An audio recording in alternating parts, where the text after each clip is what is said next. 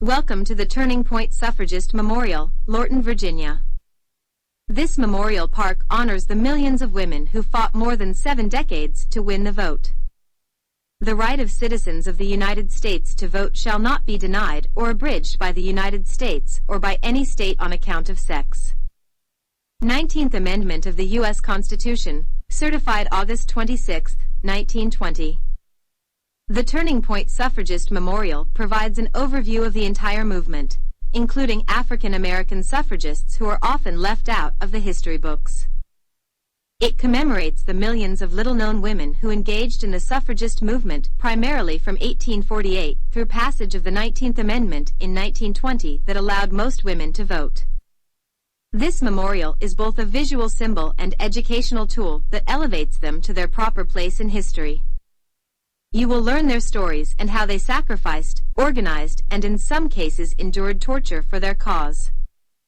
The suffragists' decades-long persistence resulted in the greatest expansion of democracy the country had ever witnessed when 25 million women won the right to vote with the stroke of a pen on August 26, 1920, now known as Women's Equality Day. Why the memorial? It has been 100 years since the passage of the 19th Amendment, yet many suffrage events and names have been lost. The women who fought for the right to vote are largely unknown today. And what happened to them at the Occoquan workhouse is a story still waiting to be told. 19 education stations within the memorial recount the 72-year history of the suffrage movement with a focus on those harshly imprisoned on the historic premises of the Occoquan workhouse. This bloodless revolution made possible the largest expansion of democracy the world had ever seen with the enfranchisement of all 22 million American women with the stroke of a pen. It launched the genesis of women's equal rights in the U.S. It provided a model for success used in subsequent battles for civil rights that followed in America and around the world. Fewer than 8% of public outdoor venues across our country memorialize women. In a tour of the capital area, one will find monuments to many important historical figures instrumental in the fight for liberty, equality, and civil rights. George Washington, Thomas Jefferson, Abraham Lincoln, Mohandas Gandhi, Dr. Martin Luther King, and veterans of wars fought for liberty. Yet unlike other heroes in the struggle for freedom, no national monument befitting the suffragists' extraordinary contribution to our history existed. No single place had been dedicated to remind us of their role or to inspire us to the same commitment to civic participation. That all changed with the opening of the Turning Point Suffragist Memorial. The memorial restores a critical part of history about American women omitted from our history books. The memorial commemorates the 2 million women from every state, creed, race, and nationality who fought 72 years, 1848 to 1920, to win ratification of the 19th Amendment to the Constitution, the right for all American women to vote. Without this right of citizenship, women would not have been able to advance in education, employment, wealth, civil rights, business ownership, or parental rights. Memorial location. The Turning Point Suffragist Memorial is located in Occoquan Regional Park, Fairfax County, Virginia, part of the historic prison grounds where the infamous Occoquan workhouse was located. Scores of silent sentinel suffragists aged 19 to 73 were unjustly imprisoned there and were humiliated, kept in inhumane conditions, locked in solitary confinement, and severely beaten. When word leaked out, it was the turning point in the battle for suffrage. Occoquan Regional Park is part of Nova Parks, formerly known as Northern Regional Park Authority. Nova Parks received the completed memorial from the Turning Point Suffragist Memorial Association, since dissolved, which raised the funds for the project. Nova Parks will provide perpetual maintenance for the memorial pro bono. The Occoquan Regional Park is both historically important and strategically located for visitors. It has undergone an extensive renovation and is now a cultural destination that includes the Jean R. Packard Center. The facility features Riverview, an exquisite, windowed, multipurpose building which functions primarily as an event center and also includes educational exhibits. Food is available on site at the Brickmakers Cafe. Suffragist history. Women were not included in the Constitution until the 19th Amendment. The ratification of the 19th Amendment led to the largest single one-day increase of potential voters in the history of the United States.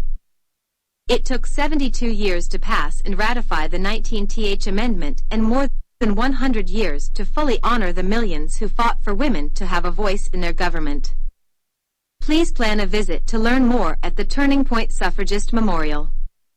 Suffrage was a full-fledged political reform effort that took 5 generations of activism and commitment to achieve.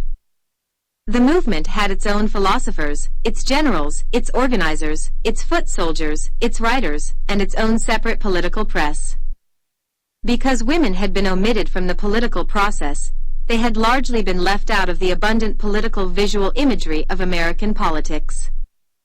With the exceptions of the goddesses of liberty and justice, famous since the Revolutionary era, one finds almost no political imagery appealing to women or reflecting their concerns and aspirations. Never mind, the women invented and developed their own. The suffragists, and their cohorts in the wider women's movement at the turn of the century, developed a powerful political imagery that, until relatively recently, was used effectively to champion causes that concerned women's life experiences. In addition to using political tactics indigenous to American political life, political parades, protests, cartoons, campaign buttons, clothing, and lobbying, the suffragists added tactics borrowed from the Votes for Women drive in Great Britain, most notably the concept of holding the party in power responsible for lack of action on the woman's vote question, and going to jail rather than paying fines for the crime of wanting to vote. The suffragists crafted a political movement that was powerful and ultimately effectively and, importantly, nonviolent. These women were extremely proud that there was no violence used by the women. The only violence was toward the women by the male-dominated political system. Because of the tactics used by the women and their effectiveness, the suffrage movement became the political model for social and political reform movements for the remainder of the 20th century, most notably the civil rights movement and the anti-war movements. Suffrage is rarely thought about in this context. The Turning Point Suffragist Memorial is the perfect place to teach that important historical fact. In 2020, the nation will celebrate the 100th anniversary of the ratification of the 19th Amendment to the Constitution recognizing a woman's right to vote. How it began. Officially, the suffrage movement in the United States began with the Seneca Falls Convention in 1848, convened by Elizabeth Cady Stanton and Lucretia Mott. Over 300 people, men and women, attended this historic meeting where they discussed, debated, and adopted a revolutionary Declaration of Sentiments.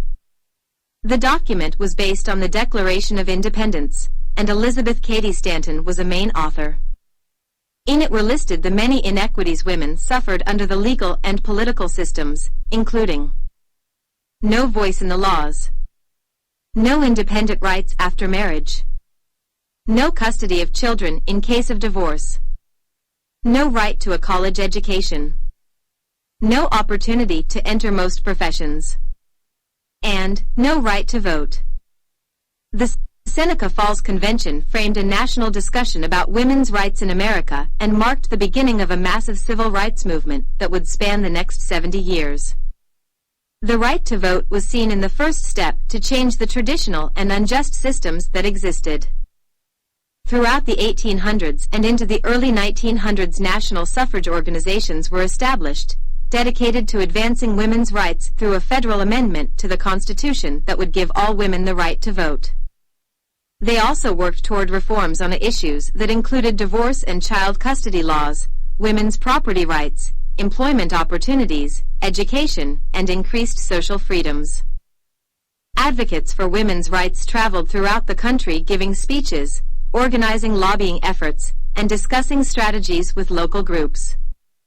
After the Civil War, with the adoption of amendments that gave suffrage to African American men but excluded women, it became clear that a separate amendment to the Constitution was the only realistic way for women to achieve their right to vote. The movement became split. Some wanted to continue the state legislative approach, but Anthony and Stanton wanted to work for a national amendment. The two groups each worked their own strategy. Unification of the movement. Around 1890, the two groups joined to form the primary organization in the United States, the National American Woman Suffrage Association, NASA. Working at a state and local level, the NASA organized dozens of state referendum campaigns, appealing directly to the male voters, and had led hundreds of campaigns to get state legislatures to consider suffrage amendments. Only a few had been successful. Between 1910 and 1913, the vote for women was won in 6 states through hard-fought campaigns. And these 6 victories brought the movement back to life. The new generation. It was around this time that Alice Paul entered the scene. Alice Paul was a well-educated, Quaker woman working and studying in England in 1907 when she became interested in the issue of women's suffrage. She met Emmeline Pankhurst and her daughters, Christabel and Sylvia, who were causing controversy throughout England with their militant tactics to secure the vote for women.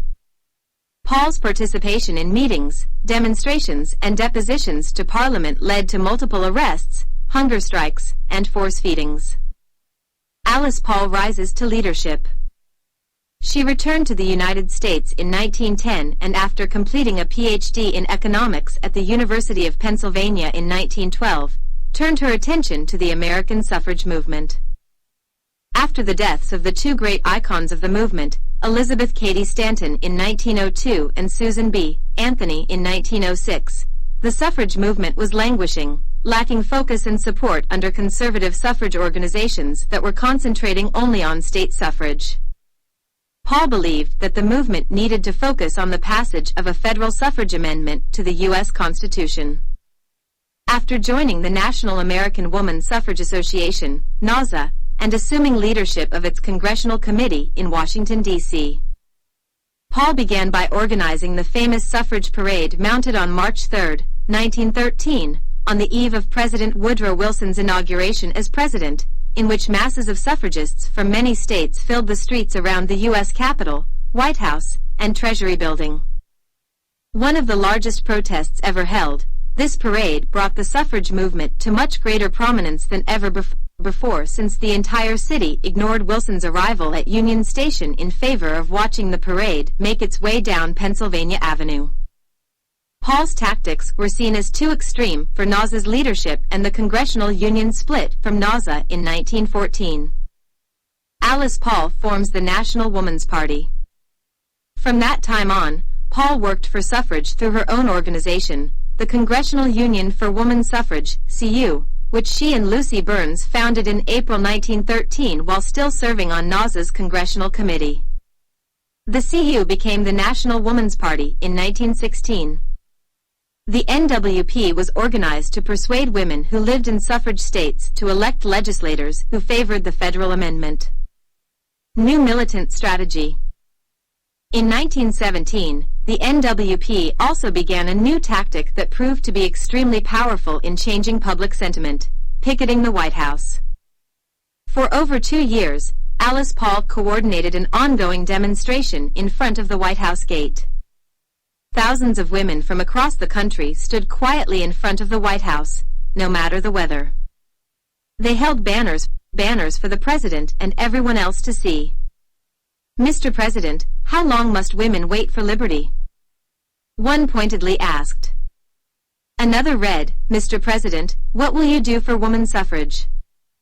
The White House picketing and turning point. The quiet demonstrations began to change when the United States entered World War I. Any criticism of the president was considered unpatriotic and the spectators passing by became aggressive. Beginning in June 1917 until early 1919, over 200 women from 26 states were arrested on charges such as obstructing traffic, refusing to admit guilt or pay any imposed fines. The women were imprisoned in Occoquan Workhouse in Lorton, Virginia, or the District of Columbia Jail. They demanded to be treated as political prisoners. Instead, they were met with violence, forcibly handled by guards, pushed and thrown into cold, unsanitary, and rat-infested cells. In response to this treatment, Alice Paul led the women in protest, refusing to eat.